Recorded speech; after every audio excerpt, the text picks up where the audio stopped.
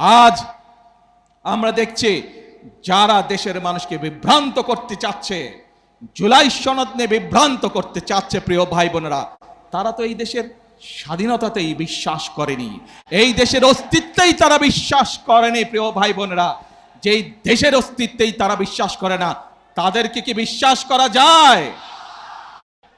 বিসমিল্লাহির রহমানির রহিম। প্রিয় বগুড়াবাসী, আসসালামু আলাইকুম। কেমন আছেন? আলহামদুলিল্লাহ। প্রিয় বগুড়াবাসী, আজ প্রথমেই আল্লাহর দরবারে আমি শুকরিয়া আদায় করছি, কারণ আজ থেকে প্রায় 2.5-3 মাস আগে আমরা এখানে একটি জনসভা করেছিলাম, নির্বাচনী জনসভা। সেই নির্বাচনের জনসভার দিনে এরকম মাঠ কানায় কানায় পরিপূর্ণ ছিল। সেই নির্বাচনটা কেমন করে হয়েছিল কম বেশি সারা দেশের মানুষ জানে। বিগত 1 যুগেরও বেশি সময় ধরে এই দেশের মানুষের বাক স্বাধীনতা হরণ করা হয়েছিল, সকল প্রকার রাজনৈতিক স্বাধীনতা হরণ করা হয়েছিল তাদের ভোটের অধিকার। 1 যুগেরও বেশি সময় ধরে বিএনপি সহ বাংলাদেশের সকল রাজনৈতিক দল যারা গণতন্ত্রে বিশ্বাস করে, বাংলাদেশের মানুষের ভোটের অধিকারে বিশ্বাস করে, সেই দলগুলো ধীরে ধীরে আন্দোলন গড়ে তুলেছিল এবং 2024 সালের 5ই আগস্ট সমগ্র দেশের ছাত্র জনতা সহ সকল নারী পুরুষ সকলে রাজপথে নেমে এসেছিল এবং সেই দিন স্বৈরাচার পালিয়ে যেতে বাধ্য হয়েছিল এই বাংলাদেশ থেকে। প্রিয় ভাই বোনেরা, বাংলাদেশের মানুষ তাদের হারিয়ে যাওয়া ভোটের অধিকারকে প্রতিষ্ঠিত করেছে। বাংলাদেশের মানুষ তাদের কথা বলার অধিকার যা কেড়ে নেওয়া হয়েছিল 1 যুগের বেশি সময় ধরে, সেই অধিকারকে আবার বাংলাদেশের মানুষ প্রতিষ্ঠিত করেছে। প্রিয় বগুড়াবাসী, বাংলাদেশের মানুষ দেখেছিল সেই 1 যুগ সময় ধরে যখন মানুষের ভোটের অধিকার ছিল না, কথা বলার অধিকার ছিল না, আমরা দেখেছিলাম কিভাবে দেশে কথা বলেছিল উন্নয়নের, কিন্তু উন্নয়নের নাম করে, মেগা প্রজেক্টের নাম করে কিভাবে সেদিন মেগা দুর্নীতি করা হয়েছিল। বাংলাদেশ থেকে এই দেশের মানুষের লক্ষ লক্ষ কোটি কোটি টাকা কিভাবে বিদেশে পাচার হয়েছে, দেশের মানুষ দেখেছে সেটি। প্রিয় ভাই বোনেরা, বিগত ফেব্রুয়ারি 12 তারিখে এই দেশের মানুষ তাদের ভোটের অধিকারকে প্রয়োগ করেছে। যেই অধিকার কেড়ে নেওয়া হয়েছিল, ভোটের অধিকার প্রয়োগ করার মাধ্যমে বাংলাদেশের মানুষ রায় দিয়ে দিয়েছে যে দেশের মানুষ কাদেরকে দেশের দায়িত্ব আগামী 5 বছর দিতে চায় এবং 12 তারিখের নির্বাচনে বাংলাদেশের মানুষ পরিষ্কারভাবে বাংলাদেশ জাতীয়তাবাদী দলকে আগামী 5 বছর দেশ পরিচালনা করার দায়িত্ব দিয়েছে। প্রিয় ভাই বোনেরা, নির্বাচন হয়েছে, নির্বাচনের আগে দিয়ে আমরা বলেছিলাম দেশের মানুষকে যে কিভাবে আমরা যদি দায়িত্ব দেয় দেশের মানুষ, তাহলে আমরা কিভাবে দেশ পরিচালনা করব। আজকে এই বগুড়ার গাবতলীতে আমরা ফ্যামিলি কার্ড বিতরণ করে এসেছি। দেশের মানুষের সামনে প্রতিশ্রুতি দিয়েছিলাম যে বিএনপি যদি সরকার গঠন করতে সক্ষম হয় আল্লাহর রহমতে, তাহলে এই দেশের মায়েদেরকে স্বাবলম্বী করার জন্য আমরা ফ্যামিলি কার্ড চালু করব। সেই প্রতিশ্রুতির কাজ, আমরা প্রতিশ্রুতি বাস্তবায়নের কাজ সরকার গঠন করার সাথে সাথে আমরা শুরু করেছি। প্রিয় ভাই বোনেরা, শুধু তাই নয়, এইখানে এই মঞ্চে দাঁড়িয়ে আমি বলেছিলাম আপনাদের, এরকম হাজার হাজার মানুষের সামনে আমি বলেছিলাম, বিএনপি যদি সরকার গঠন করতে সক্ষম হয় তাহলে আমরা দেশের কৃষক ভাইদের পাশে দাঁড়াবো এবং কৃষক ভাইদেরকে, মা বোনদেরকে যেমন ফ্যামিলি কার্ড দেব, কৃষক ভাইদেরকে আমরা কৃষক কার্ড পৌঁছে দেব। প্রিয় ভাই বোনেরা, সেই কাজেরও বাস্তবায়ন আমরা শুরু করছি পর্যায়ক্রমিকভাবে। শুধু তাই নয়, এই মঞ্চে দাঁড়িয়ে আমি আপনাদের সামনে বলেছিলাম বাংলাদেশ জাতীয়তাবাদী দলের পরিকল্পনা ছিল আমরা যদি সরকার গঠনে সক্ষম হই তাহলে যে সকল কৃষক ভাইদের 10,000 টাকা পর্যন্ত কৃষি ঋণ আছে, সেই কৃষি ঋণ সুদ সহ আমরা মওকুফ করব সরকার গঠন করলে। ইনশাআল্লাহ আল্লাহর রহমতে আপনাদের দোয়ায় সেই কাজটিও আমরা সরকার গঠনের প্রথম 10 দিনের মধ্যে ইনশাআল্লাহ সম্পন্ন করেছি, যার ফলে সারা বাংলাদেশে 12 লক্ষ কৃষকের ঋণ মওকুফ হয়ে গেছে সুদ সহ। প্রিয়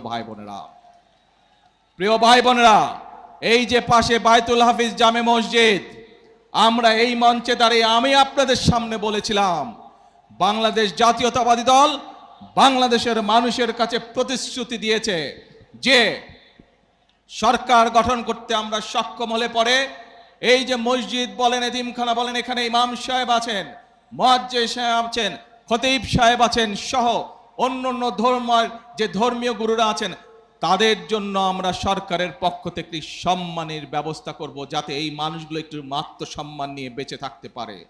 প্রিয় ভাই বোনেরা, আপনাদের দোয়ায় আল্লাহর রহমতে আমরা ইনশাআল্লাহ সেই কাজটি আলহামদুলিল্লাহ বাস্তবায়ন করতে সক্ষম হয়েছি।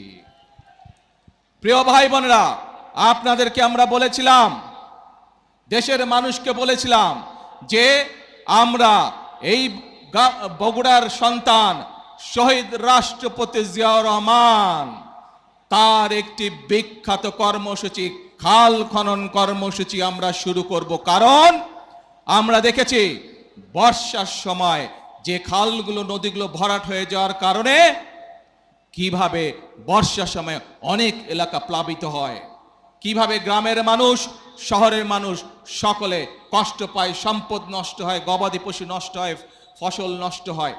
এই সমস্যার সমাধান করতে হবে।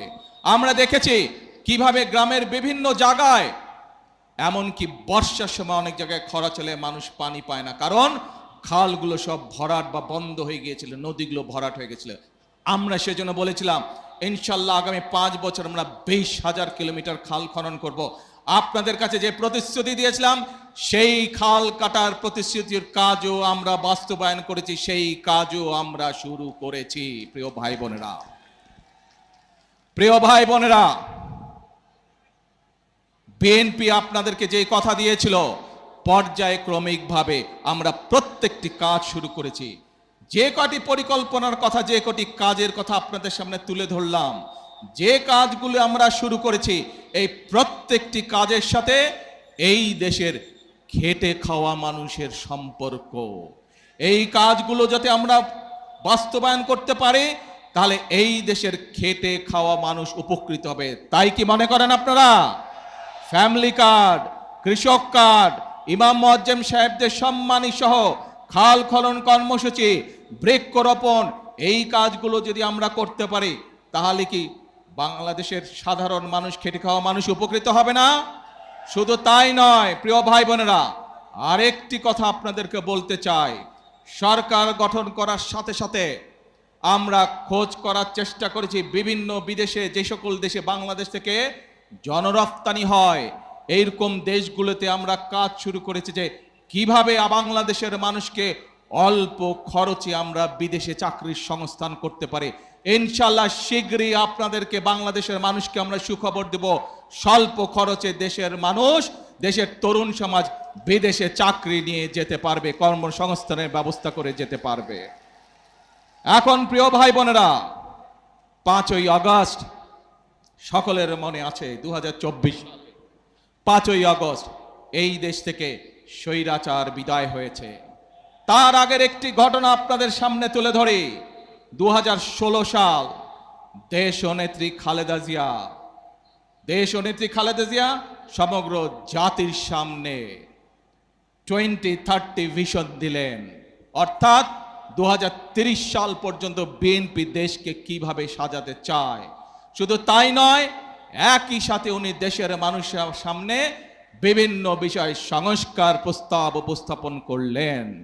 পরবর্তীতে আবারও বিএনপি, বাংলাদেশ জাতীয়তাবাদী দল, যে সকল রাজনৈতিক দলকে সাথে নিয়ে রাজপথে আন্দোলনে ছিল, সকল রাজনৈতিক দলকে একসাথে নিয়ে দেশের মানুষের সামনে আমরা আবার সংস্কার প্রস্তাব উপস্থাপন করেছি। মনে আছে আপনাদের বিএনপির 31 দফা সংস্কার কর্মসূচি? মনে আছে? এই কর্মসূচি আমরা প্রস্তাব আমরা দেশের মানুষের সামনে উপস্থাপন করেছি। যে সময় বিএনপি এই 31 দফা এই সংস্কার প্রস্তাব বিএনপি দেশের সামনে জনগণের সামনে উপস্থাপন করেছিল, বাংলাদেশের আর কোন রাজনৈতিক দল বিএনপি ছাড়া অন্য রাজনৈতিক দল সংস্কারের শব্দটিও তখন উচ্চারণ করেনি, স্বৈরাচারের ভয়। কিন্তু আপনাদের দল, বাংলাদেশ জাতীয়তাবাদী দল, বাংলাদেশের মানুষের খেটে খাওয়া রাজনৈতিক দল, মানুষের রাজনৈতিক দল, বাংলাদেশের কৃষকের রাজনৈতিক দল, বাংলাদেশের মা বোনদের রাজনৈতিক দল, বাংলাদেশের ছাত্র জনতার রাজনৈতিক দল, বাংলাদেশ জাতীয়তাবাদী দল স্বৈরাচারের রক্তচক্ষুকে উপেক্ষা করে 31 দফা সংস্কার দিয়েছিল। কারণ আমরা দেখেছিলাম স্বৈরাচার বিগত 16 বছরে কিভাবে পরতে পরতে দেশকে ধ্বংসের দ্বার প্রান্তে নিয়ে গেছে, কিভাবে দেশের স্বাস্থ্য ব্যবস্থাকে ধ্বংস করে দিয়েছিল, কিভাবে দেশের ব্যাংকিং ব্যবস্থাকে ধ্বংস করে দিয়েছিল, কিভাবে দেশের যোগাযোগ ব্যবস্থাকে ধ্বংস করে দিয়েছিল, কিভাবে দেশের শিক্ষা ব্যবস্থাকে ধ্বংস করে দিয়েছিল।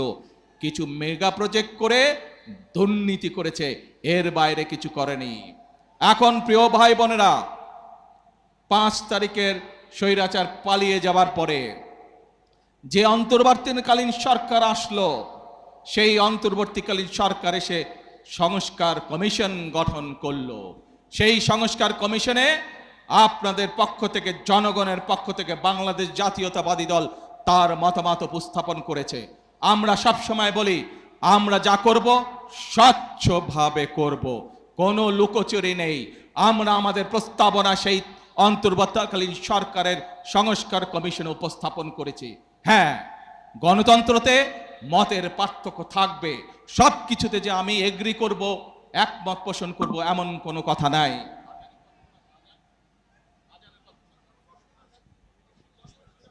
আমরা সেখানে কতগুলো বিষয় দ্বিমত পোষণ করেছি অন্য অন্য দলের সাথে, এবং সেই মিটিং থেকে বেরিয়ে এসে আমরা জনগণের সামনে, দেশের মানুষের সামনে পরিষ্কারভাবে তুলেছি আমরা যে কোন কোন বিষয়ে আমরা একমত এবং কোন কোন বিষয়ে আমরা দ্বিমত পোষণ করি। এই সংস্কার কমিশনের আলোচনার পর আপনারা দেখেছেন সেই অন্তর্বর্তীকালীন সরকার সংসদের দক্ষিণ প্লাজাতে একটি অনুষ্ঠান করলো, যেখানে জুলাই সনদ নামে সনদটি স্বাক্ষর করলো। বিএনপি স্বাক্ষর করেছে, তারপরে আরো বিএনপির সাথে লাইন দিয়ে আরো কিছু দল স্বাক্ষর করেছে। প্রিয় ভাই বোনেরা, এই বিগত 17 বছর আন্দোলনে বিএনপির শত শত নেতাকর্মী গুম খুনের শিকার হয়েছে।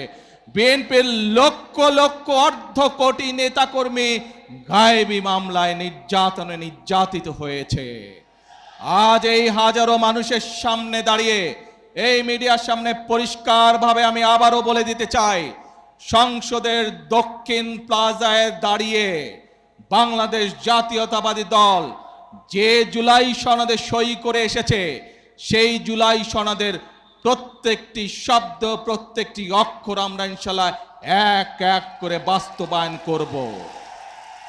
কিন্তু বারবার পরিষ্কারভাবে এই কথা বলে দেওয়ার পরেও আমরা দেখলাম যে কিছু রাজনৈতিক দল সংসদে এবং সংসদের বাইরে জনগণকে বিভ্রান্ত করার জন্য কিছু কথাবার্তা তারা বলা শুরু করেছে। প্রিয় ভাই বোনেরা, অন্তর্বর্তীকালীন সরকার 11টি কমিশন করেছিল। 11টি কমিশনের মধ্যে সংবিধান আছে, বিচারের বিষয় আছে, প্রশাসনিক আছে, স্বাস্থ্য আছে, নারী আছে। আজকে ষড়যন্ত্রের গন্ধ পাচ্ছি আমরা। খেয়াল করে দেখবেন, যারা এই সংস্কার করে যারা জনগণকে বিভ্রান্ত করতে যাচ্ছে, জুলাই সনদের সম্পর্কে বিভ্রান্ত করতে চাচ্ছে, তারা কিন্তু নারীর স্বাধীনতা অথবা নারীর উন্নয়ন নিয়ে কোনো কথা বলে না। তারা ওষুধের, বাংলাদেশের মানুষের চিকিৎসার জন্য যে চিকিৎসা কমিশন করা হয়েছিল, বাংলাদেশের মানুষ যাতে ওষুধ সহজে পেতে পারে, চিকিৎসা সহজে পেতে পারবে, সেইটির ব্যাপারে তারা কোনো কথা বলে না। কিভাবে প্রশাসনকে ঠিক করতে হবে সেইটির কথা তারা বলে না। কিভাবে আইন শৃঙ্খলা ঠিক করতে হবে সেইটির কথা তারা বলে না। তারা শুধু সংবিধান সংবিধান এই বিষয়ে কথা বলে। প্রিয় ভাই বোনেরা, দেখেন তারা কিভাবে বিভ্রান্ত করছে। নির্বাচনের সময় আমি আপনাদের বলেছিলাম যে কিভাবে তারা বিভ্রান্ত করছে। এই গুপ্ত বিভ্রান্তকারীরা আবারও এখন এই বিভ্রান্তের কাজ শুরু করেছে তারা। দুদিন আগের ঘটনা, এই গতকালকের ঘটনা, ময়মনসিংহের ওদিকে একটি জেলায় একটি ব্যক্তিগত তুচ্ছ ঘটনা ঘটেছে। এক ছেলে এক মেয়ের সাথে প্রেম করত, তারা বিয়ে শাদী করেছে, তাদের পরিবারের সমস্যা দেখেছেন আপনারা, ফেসবুকে দেখেছেন না? কিন্তু সাথে কি এটাও দেখেছেন একটি পারিবারিক একটি ব্যক্তি ঘটনাকে কারা রাজনৈতিক রূপ দিয়ে দেশে অশান্তি সৃষ্টির চেষ্টা করেছে? দেখেছেন আপনারা সবাই? প্রিয় ভাই বোনেরা, এদের সম্পর্কে সতর্ক থাকতে হবে। মুক্তিযুদ্ধের সময় আমরা দেখেছি তারা কিভাবে বিভ্রান্তির চেষ্টা করেছে দেশের মানুষকে। ৮৬ সালের নির্বাচনে আমরা দেখেছি তারা কিভাবে বিভ্রান্ত করার চেষ্টা করেছিল দেশের মানুষকে। ৯৬ সালেও আমরা দেখেছি স্বৈরাচারের সাথে গিয়ে তারা কিভাবে দেশের মানুষকে বিভ্রান্ত করেছিল। ২০০৮ সালেও আমরা দেখেছি সেই ওয়াল 11-এর সাথে যোগ দিয়ে তারা কিভাবে বিভ্রান্ত করেছিল দেশের মানুষকে। প্রিয় ভাই বোনেরা, আমরা দেশের মানুষের জন্য ফ্যামিলি কার্ড করতে চাই, কৃষক কার্ড করতে চাই, ইমাম মুয়াজ্জেম সাহেবদের জন্য আমরা সম্মানের ব্যবস্থা করতে চাই, খাল খনন করতে চাই, বৃক্ষরোপণ করতে চাই, দেশের যুবকদের কর্মসংস্থানের জন্য বিদেশে এবং দেশে কর্মসংস্থানের কথা করতে চাই। এইসব ব্যাপারে কোনো কাজ করে না। দেখেন নাই নির্বাচনের সময় কেমন বলেছিল, রাখ তোর ফ্যামিলি কার্ড, মনে আছে? প্রিয় ভাই বোনেরা, জনগণের স্বার্থে যেই কাজ সেটিকে তারা রেখে দেয়, কিন্তু নিজেদের ক্ষমতা ষড়যন্ত্রের মাধ্যমে ক্ষমতা কিভাবে কক্ষিগত করতে হবে সেই কাজের জন্য তারা এখন বিভ্রান্ত ছড়াচ্ছে। প্রিয় ভাই বোনেরা, আজ বগুড়ার মানুষ সহ সারা দেশের মানুষকে আমি জিজ্ঞেস করতে চাই, আপনারা কি ফ্যামিলি কার্ড বাস্তবায়ন হোক চান? দেশের কৃষক সমাজকে, কৃষকদেরকে আমরা কৃষক কার্ড পৌঁছে দেব সেটি চান? আপনারা কি দেশে খাল খনন চান? বেকার যুবকদের কর্মসংস্থান দেশে এবং বিদেশে ব্যবস্থা করি সেই কাজ চান? আপনারা কি দেশে বৃক্ষরোপণ চান? প্রিয় ভাই বোনেরা, যদি এই কাজগুলো আমাদেরকে করতে হয় জনগণের সহযোগিতা লাগবে।